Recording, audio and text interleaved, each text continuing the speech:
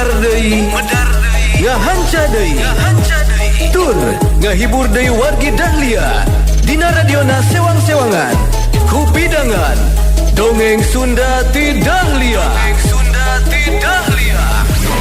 anu dijomantarakeun 3 Lura 101,5 FM Radio Dahlia dina jejer carios si Konceleng Wilujeng ngadangukeun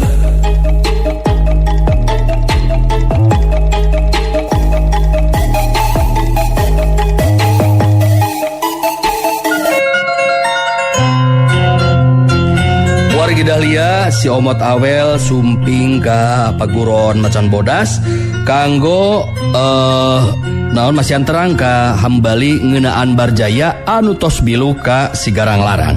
Urang lajengkeun serial si Konceleng dina jejer carios putus si Konceleng tanding titisan siluman karya Bagus Harespati.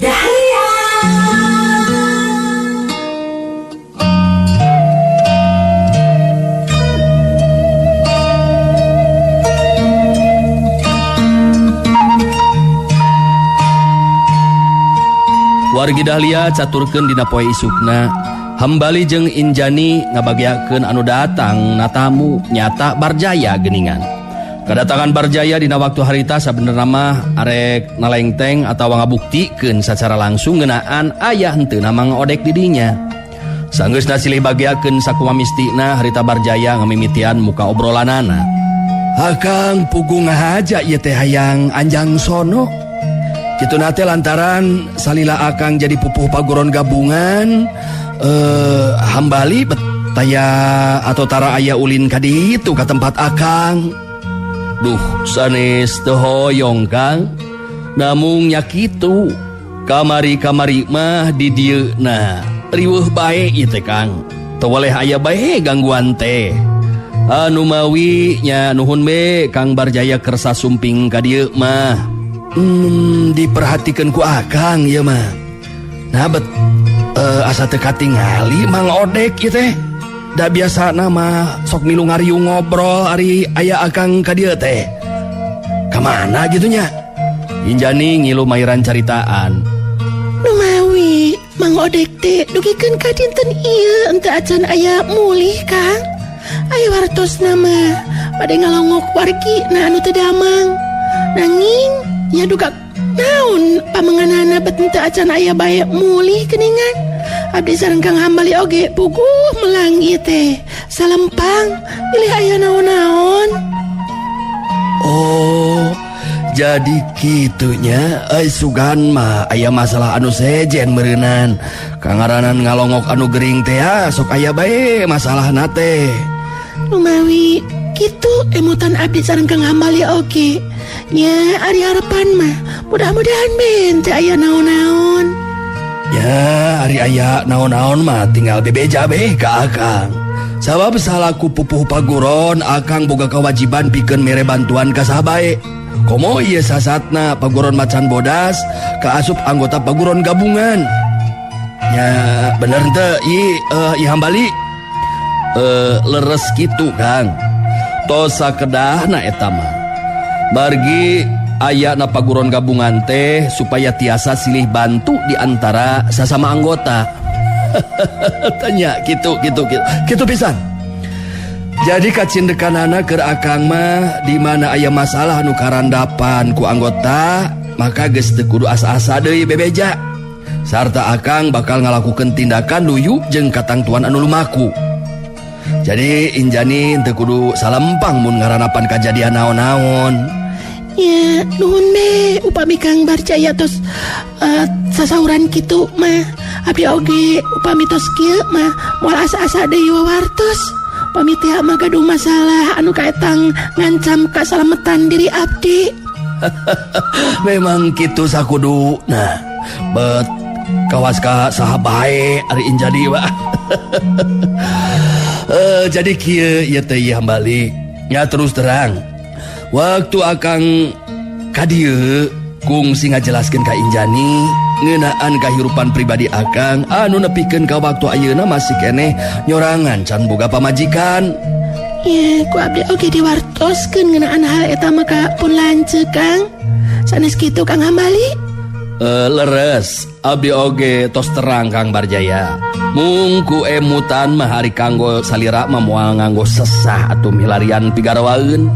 Ai margi Kang Barjaya kaetang lalaki sajati anu teu aya kakiranganana. Aya paripaos dedeg sampe rupa hade, patut teu nganjuk rupa teu menta, ditambah deui salaku pupuh paguron gabungan. Ari sanggem abdi mah Kang Barjaya bade milarian anu kumaha bae tangtos tiasa. Janten teu ngartos Kang ya abdi mah kanggo pribadi abdi gitu kan.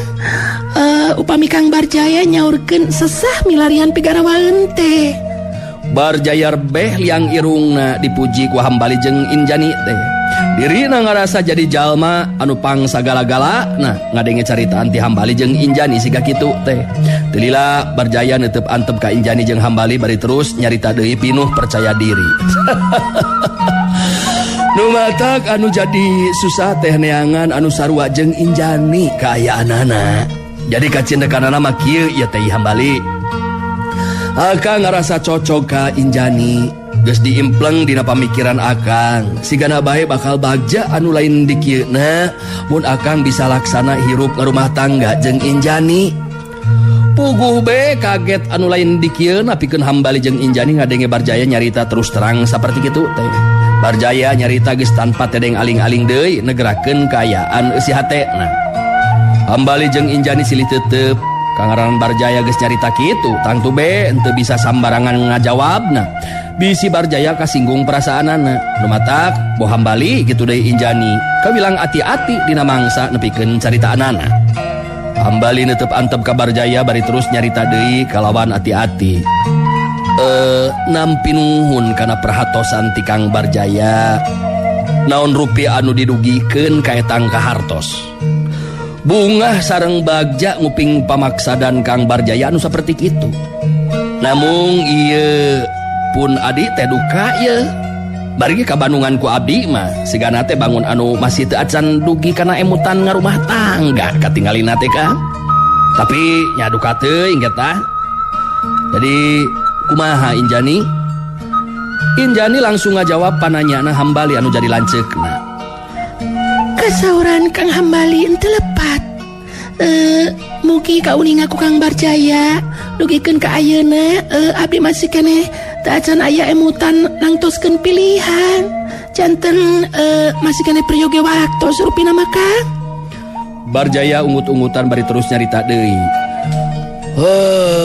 Jadi keur Injani mah teu acan aya pamikiran pikeun boga panutan merenya.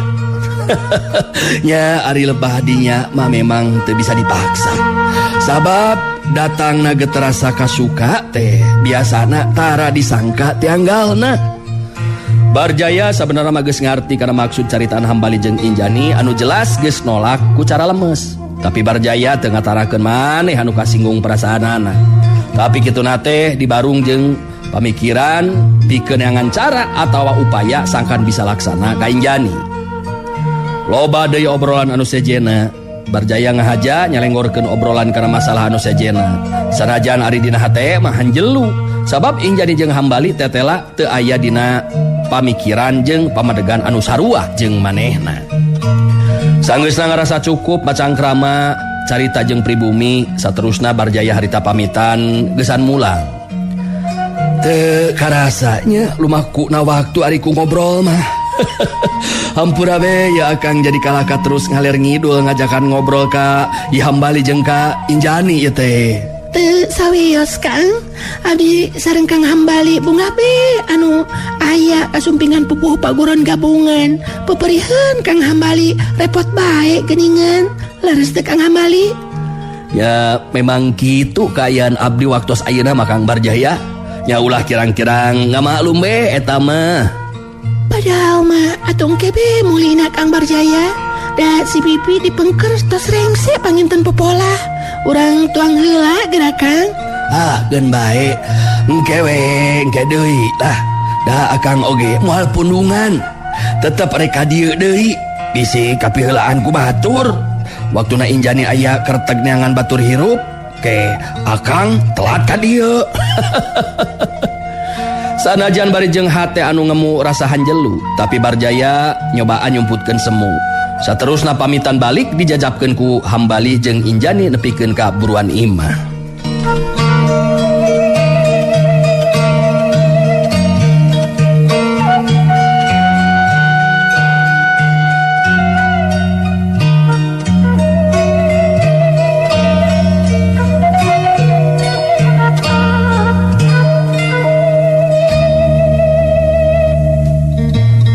Sanggeusna Barjaya jirimna geus teu katingali, Hambali narik napas panjang bari kedalisan. Nyaan sonagar pisan Barjaya. Geus henteu teh ngaling-aling deui ngebrehkeun kaayaan isi hatena ka Injani. Akang bener-bener kaget ngadenge caritaanana ieu teh. Puguh eta anu ayeuna janten ka salempangan keur diri abdi teh Kang. Ingis Barjaya terasa neangan cara sareng upaya atana pireka perdaya sangkan karepna tiasa laksana. Sakumaha anu dilakukeun ka Cirahmi sareng Sutina? Ieu anu janten kasalempangan keur diri abdi mah Kang. Kasalempangan saperti kitu wajar Injani. Ngan cek akang mah lain ngandung harti urang kudu terus-terusan mikiran kasieun anu saperti kitu. Hartina waspada mah kudu ngan entong terus jadi bang baluh jeung pikiran ngeunaan caritaan Barjaya tadi. Abdi janten emut deui kana pangalaman Cirahmi. Kumaha tindakan Barjaya dina ngawujudkeun pakarepanana. Abdi janten ngabayangkeun kumaha eta kaayaan upami tumiba ka diri abdi Kang. Cing percaya ka akang Injani. Pokona mah ulah kapangaruhan ku kasalempangan anu henteu dina tempatna. Injani moal make kudu jadi korban reka perdayana Barjaya. Anu karanapan ku Rahmi jeung Sutinah moal karanapan ku Injani. Asal urang duaan tetep waspada dina nying hareupan tindakanana eta jalma. Hambali nenangkeun hate Injani anu jadi adina. Kituna teh lantaran Injani memang jadi salempang hatena. Sabab geus nyaho kumaha tabeatna Barjaya anu sok rajeun ngagunakeun rupa-rupa cara geusan ngahontal maksud jeung tujuanana. Sanajan dina hate leutik mah Hambali oge boga rasa salempang, tapi salaku anu jadi lanceuk tangtu be kudu bisa mere katenangan hate ka nu jadi adina.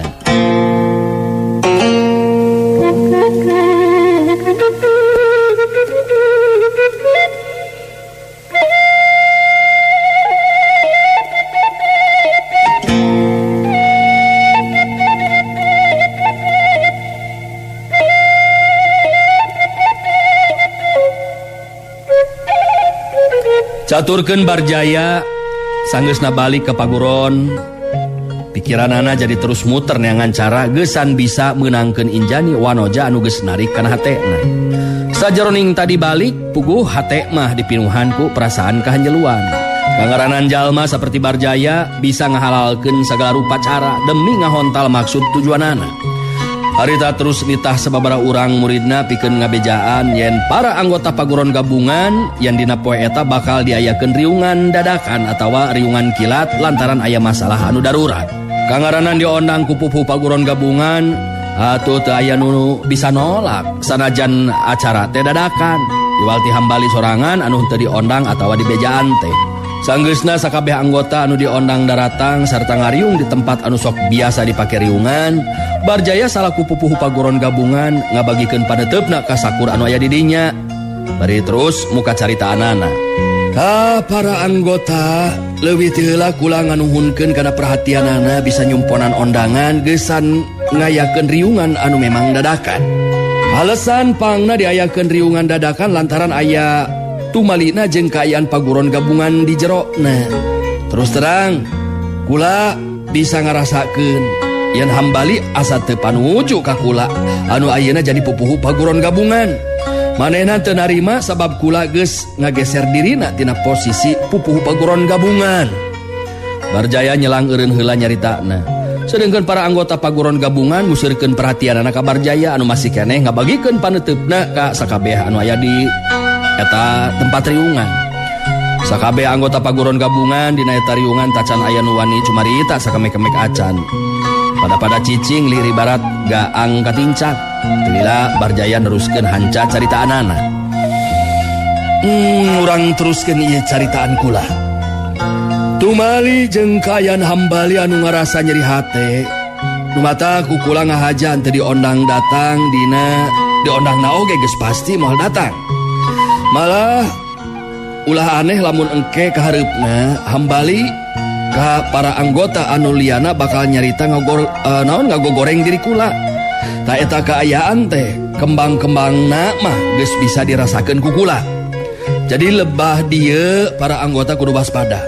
Tujuan hambali mah teu aya deui nyata hayang ngadodombakeun kula jeung para anggota anu liana. Tah ieu anu kawila ngabahayakeun ka urang sarerea.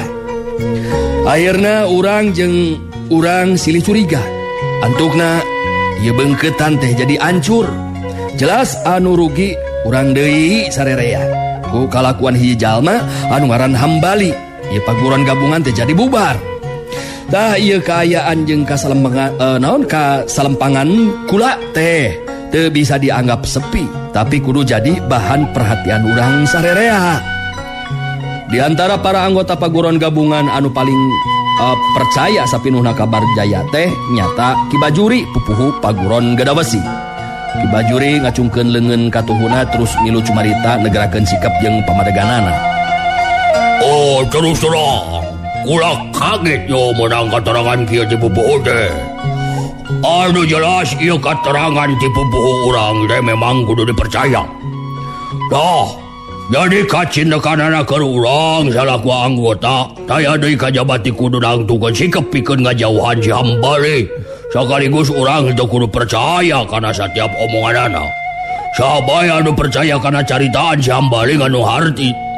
Ieu paguron gabungan hayang pecah belah. Anu antukna ieu paguron gabungan teh jadi bubar. Jadi caritaan pupuhu kudu dirojong kurang saderea. Kumaha? Satuju? Setuju. Akor. Kabeh anggota paguron gabungan anu hadir dina eta acara riungan teh saur manuk ambal-ambalan. Ki Bajuri ngabagikeun paneteupna ka sakur anu aya di dinya. Tilila terus nyarita deui. Syukur atuh ari kitu mah. Jadi kitu tah ari sikap jeung pamadegan diri kula jeung anu liana. Seperti itu dah pupuhu. Ki Bajuri memang kawilang anu pangmadepna ka Barjaya teh sok sanajan umurna memang geus kolot. Menang pangrojong ti Ki Bajuri anu saperti kitu puguh be Barjaya jadi tambah beuki gede hate. Padahal mah Barjaya dina hatena mah seuri sabab carita atau caritaanana anu direkayasa. Ku sakabeh anggota paguron gabungan teh dipercaya. Barjaya ngabagikeun paneteupna ka sakur anu aya di dinya. Telila terus nyarita deui. Baja keur diri kula dina waktu ayeuna. Sabab salah ku pupuhu tetela dirojong ku sakabeh anggota. Dina ieu riungan kula oge hayang ngabahas ngeunaan sikep jeung tindakan urang ka sigarang larang. Anu daek teu daek kudu jadi bahan pamikiran urang. Ngeunaan eta pamaksudan diri kula memang geus boga rarancang. Ki Bajuri neuteup antep ka Barjaya, hatena ngarasa panasaran rarancang naon anu dimaksud ku Barjaya teh. Oh, coba jelaskan ke pupuhu. Ngeunaan eta rarancang supaya bisa kaharti ku sakabeh anggota anu aya di dieu. Tah, pikeun nying hareupan kakuatan sigarang larang urang teu bisa ukur ngandalkeun jumlahna kakuatan. Sabab urang oge kudu nyaho dina waktu ayeuna sigarang larang boga tambahan kakuatan ti gorombolan bangoliar anu dipimpin ku Ki Bango Sangar. Ki Bajuri ungeuk ngabenerkeun caritaan ti Barjaya anu jadi pamingpina. Telila Ki Bajuri kedal deui lisan. Memang kungsi ngadenge yang ngeunaan eta beja. Jadi kudu kumaha ya cara nying harupan kakuatan sigarang larang deh boboho. Urang kudu ngalakukeun reka pedaya. malah eueuh salahna lamun siga anu biluk jadi baladna. Sabab kula teu mikeun lamun nepikeun ka ngagempur langsung ngadu jumlah kekuatan. Sabab geus bisa dipastikeun akhirna mah bakal loba anu jadi korban. Pikeun diri kula mending keneh ijen patutunggalan, di mana akibat anu paling pahitna kula patunjang-tunjang jeung sigarang-larang. Batan kudu loba anu jadi korban para anggota paguron. Jadi dina matakeun eta reka perdaya urang siga anu mihak ka sigarang-larang. Padahal urang sabenerna mah keur neangan kasempatan anu hade. Pang-pang nama kasempatan anu hade keur diri kula mangsa ngalakukeun tindakan ka sigarang-larang kitu tah. Sakabeh anggota paguron gabungan anu aya di dinya puguh be pada ngarasa kataji jeung simpati ngadenge carita anti Barjaya anu saperti kitu teh. Sabab Barjaya salaku pupuh atawa pingpinan geus boga sikap jeung sumanget leuwih hade korban sosoranganan jeung tibatan kudu loba anu jadi korban.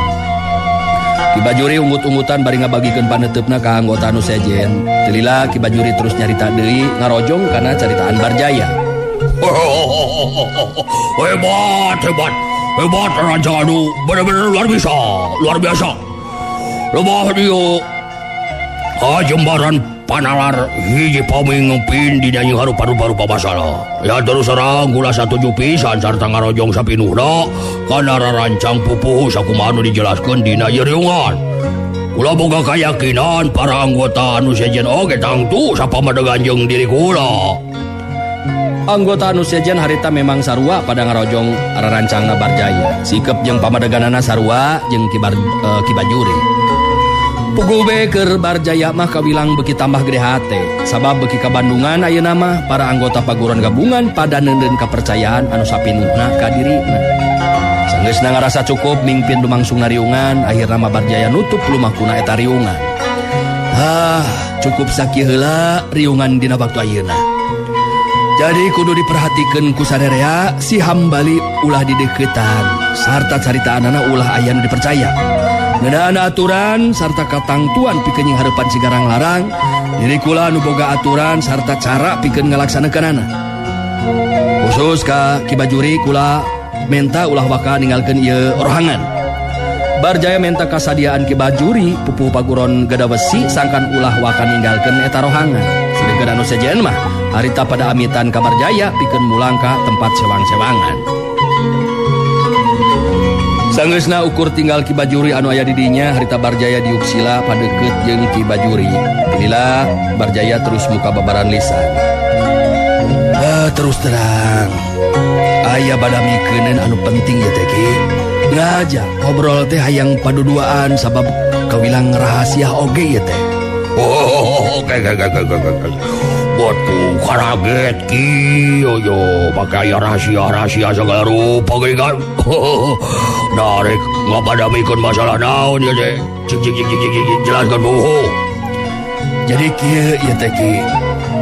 Ari kasih hambali mah jelas. Ieu teh jelema anu teu bisa dipidulur. Ngan ka adina mah anu ngaran Injani kuring teh terus terang we katarik ati ka petang rasa. Hartina tacan sudi rasaning ati matak paeh panasaran lamun tacan bisa laksana ka eta wanoja anu teu waleh ka impi-impikeun.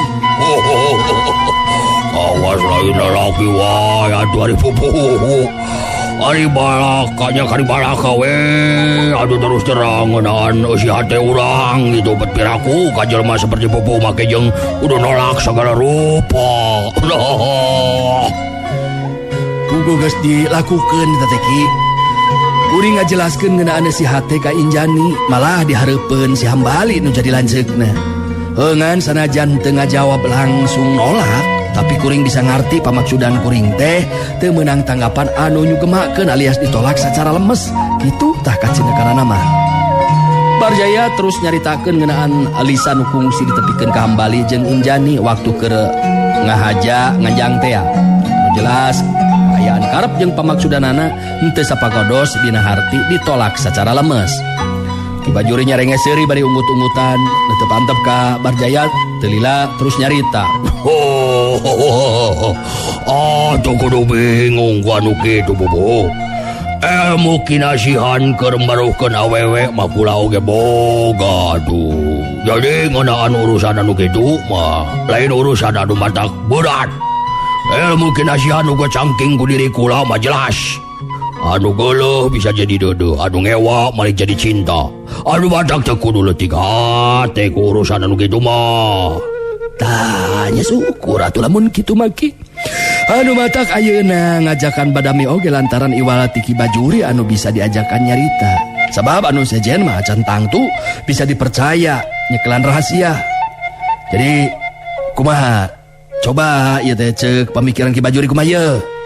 Barjaya jadi menta bongbolongan ka Ki Bajuri ngeunaan tindakan anu kudu dilakukeun mangsa bisa menangkeun dirina Injani anu geus teu bisa disisilihkeun deui ku wanoja anu lain. Jadi ayeuna mah kudu kieu ari cakula mah si Hambali kudu ditiangan kelemahanana. Di mana geus beunang kelemahanana atawa kasalahan Hambali tadi dinya Injani dipikat ku pupuhu. Dipikatna bari ngagunakeun ilmu kinasihan di kula. Bangka bisa dipastikeun geus moal aya masalah deui ngeunaan urusan anu dijelaskeun ku pupuhu tadi. Jadi lebah dia mah kudu gede hate sarta sing yakin Injani pasti bakal beunang. Syukur atuh lamun kitu mah Ki. Jadi kahudang deui aya mah sumanget jeung pangharpan gesan ngawujudkeun pikarpan anu aya dina jero ieu dada teh aduh. Suka jeung bungah anu lain dikieun hate Barjaya dina waktu harita. Sabab Ki Bajuri tetela bisa diajakan badami ngabahas masalah anu kawilang rahasia pribadi. Tur Ki Bajuri bisa mere bongbolongan gesan kumaha hadena sikap jeung tindakan anu kudu dilakukeun. Tenang jeung pasti bakal beunang eta mah pupuhu. Pasti bakal kapimilik kangaranan geus kapikat ku ilmu kinasihan kula mah. Entong beroling ka kana harkat wanoja biasa maksudnya anu aya di alam dunya. Dala sanajan widadari ti kahiyangan pribasana bangka geus bisa dipastikeun bakal kaperuhkeun hatena ku asihan ti kula. Sing percaya ka kula. Syukur atuh lamun kitu mah Ki. Kuring jadi regreg jeung gede hati ari geus kieu.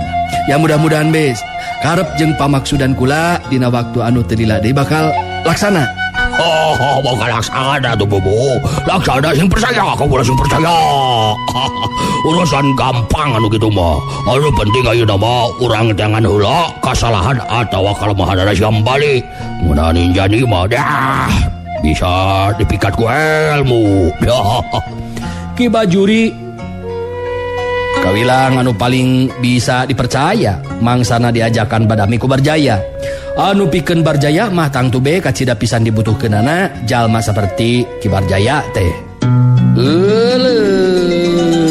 Waktos nawargi geningan tos teu nyekapan deui wae. Urang ngecakeun deui serial si konsleng dinten ieu. Siapunten anu kasuhun jalaran waktosna ieu teh nya. Pantos samporet atau sim kuring anu mancen tugas Bundaden Mary seja amit mulur amit mungkur insyaallah enjing tepang deui urang ngajengkeun deui serial si konslengna. Wilujeng kantun kasadayana permios. Assalamualaikum warahmatullahi wabarakatuh. Panteng radio Pateng Dahlia enak-enak langgamnya Dahlia Prungah gugu goya.